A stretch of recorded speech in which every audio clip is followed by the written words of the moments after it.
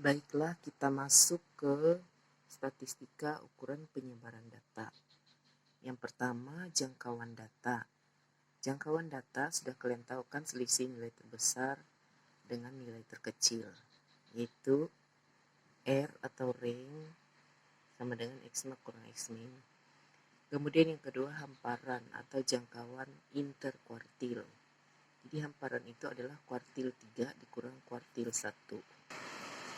Berikutnya simpangan kuartil atau jangkauan semi interkuartil atau istilahnya quartile deviation adalah setengah dari Q3 kurang Q1 atau setengah dari hamparan. Berikutnya adalah langkah atau L. Satu langkah didefinisikan sebagai 3 kali quartile deviation. Kemudian ada pagar dalam, yaitu kuartil 1 kurang 1 langkah. Pagar luar, kuartil 3 tambah 1 langkah. Pagar dalam dan pagar luar digunakan untuk menentukan data pencilan. Jadi data yang berada di luar pagar, baik di luar pagar dalam maupun di luar pagar luar, itu merupakan data pencilan. Berikutnya adalah simpangan rata-rata atau SR sama dengan sigma XI kurang X bar, nilai mutlaknya ya, ini harga mutlak dari, jadi selalu diambil positif. Meskipun negatif, ambil yang positifnya. Jadi ulangi, simpangan rata-rata adalah sigma dari I91 sampai N, harga mutlak dari XI kurang X bar. Jadi setiap titik tengahnya dikurangi rata-ratanya dibagi N. Berikutnya simpangan baku. Simpangan baku atau standar deviasi adalah akar dari sigma I91 sampai N XI kurang X bar dikuadratkan dibagi N.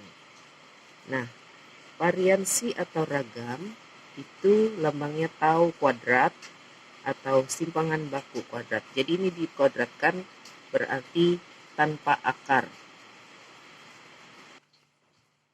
Contoh kasusnya, diberikan data nilai ulangan dari 3 kelas.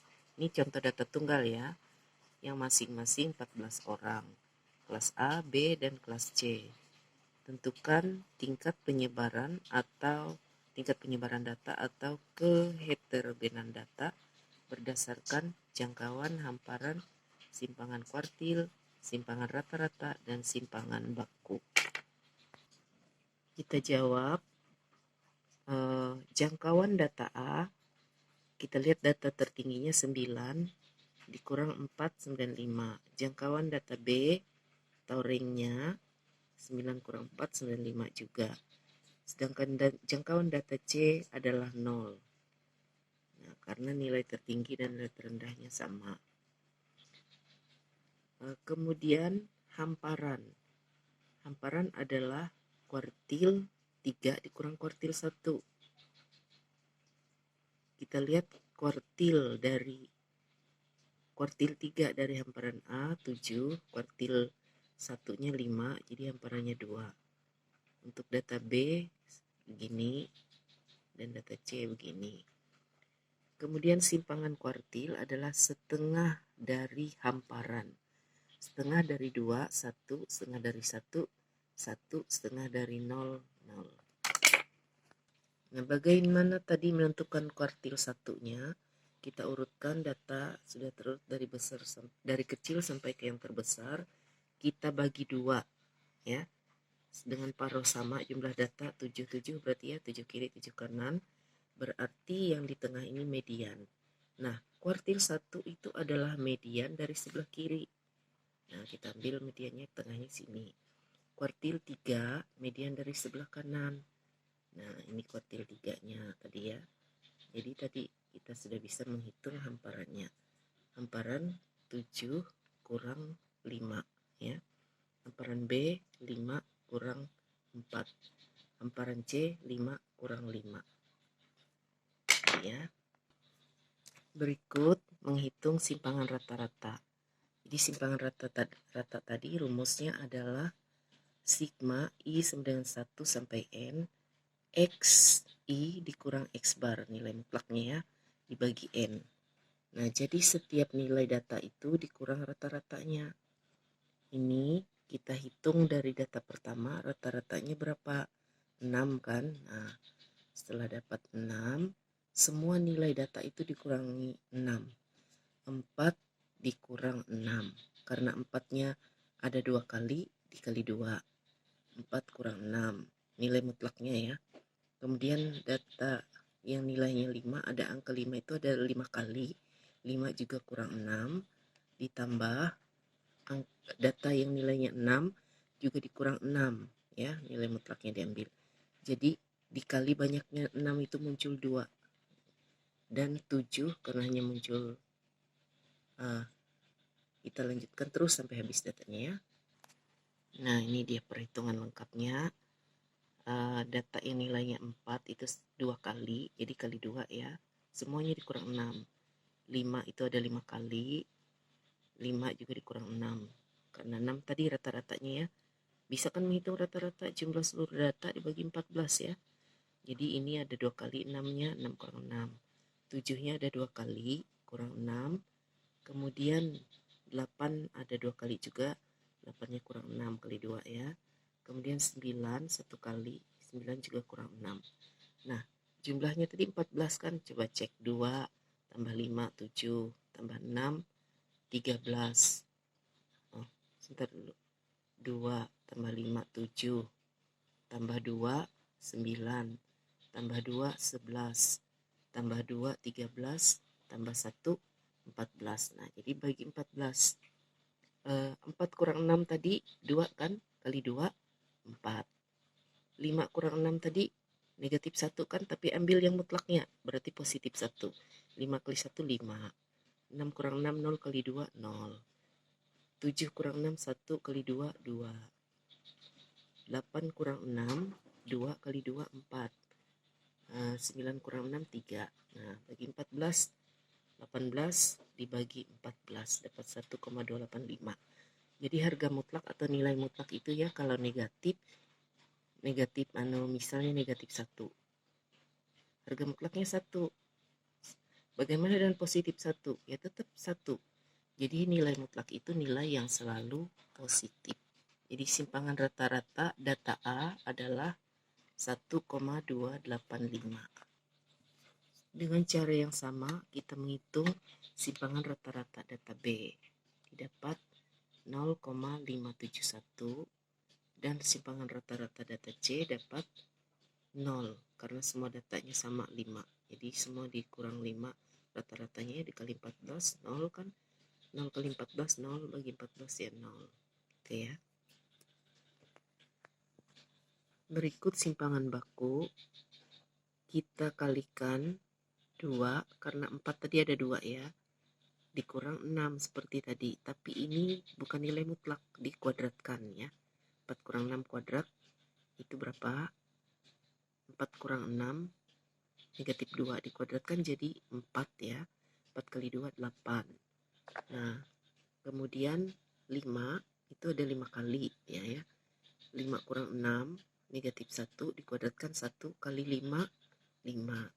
Kemudian data 6 itu ada 2 kali, dikurang rata-ratanya 0. 6 kurang 6 0 kali 2 0. Kuadratkan dulu, 0 kuadrat ya 0 tetap. Kemudian 7 ada 2 kali juga, 7 kurang 6 1. 1 kuadrat 1 kali 2 2 ya. Kemudian 8 kurang 6, 8-nya ada 2 kali ya.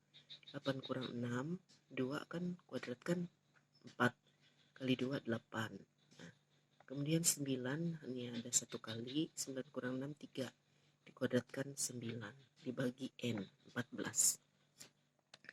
Jadi didapat 32 bagi 14 1,51 nilai pendekatannya. Itulah simpangan baku untuk data. Dengan cara yang sama kita akan menghitung simpangan baku data B dan data C ya. Data B 4 itu ada 4 kali. Jadi 4 kurang 5 kan rata-ratanya data B tadi 5 ya. 4 kurang 5 dikuadratkan, negatif 1 dikuadratkan 1 kali 4, 4. 5 itu ada 9 kali, 5 kurang 5, 0, kuadratkan 0 kali 9, 0. Kemudian 9 ada 1 kali, 9 kurang 5, 4 dikuadratkan 16, bagi 14. Jadi 20 bagi 14 dapat 1,19. Kemudian simpangan baku C. Ada 14 buah data, semuanya nilainya 5. Sedangkan rata-ratanya juga 5. 5 kurang 5, 0, kuadratkan 0 kali 14. Sama dengan 0 kan, bagi 14, 0. Akar dari 0 ya 0.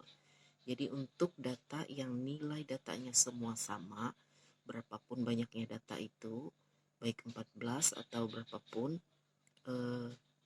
nilainya, simpangan bakunya adalah 0. Kalau kita kumpulkan semua ya, kita himpun semua range, hamparan, kuartil deviation atau simpangan kuartil, simpangan rata-rata, simpangan baku, dan variasi atau tau kuadrat dari semua data kelas ABC tadi isi ke sini, maka kita lihat kelas C itu sangat homogen. Tidak ada data yang menyimpang dari rata-rata ya. Ini simpangan rata-ratanya 1,25 ya, bisa diamati. Kemudian data A, kelas A lebih heterogen dibanding C. Nah, data kelas A lebih heterogen dibanding kelas C. Simpangan rata-ratanya juga lebih tinggi ya. Kemudian data kelas B lebih heterogen dibanding kelas C. Simpangan rata-ratanya juga lebih besar, simpangan bakunya juga. Dari segi keheterogenan, kelas A lebih heterogen dari kelas B dan lebih heterogen dari kelas C.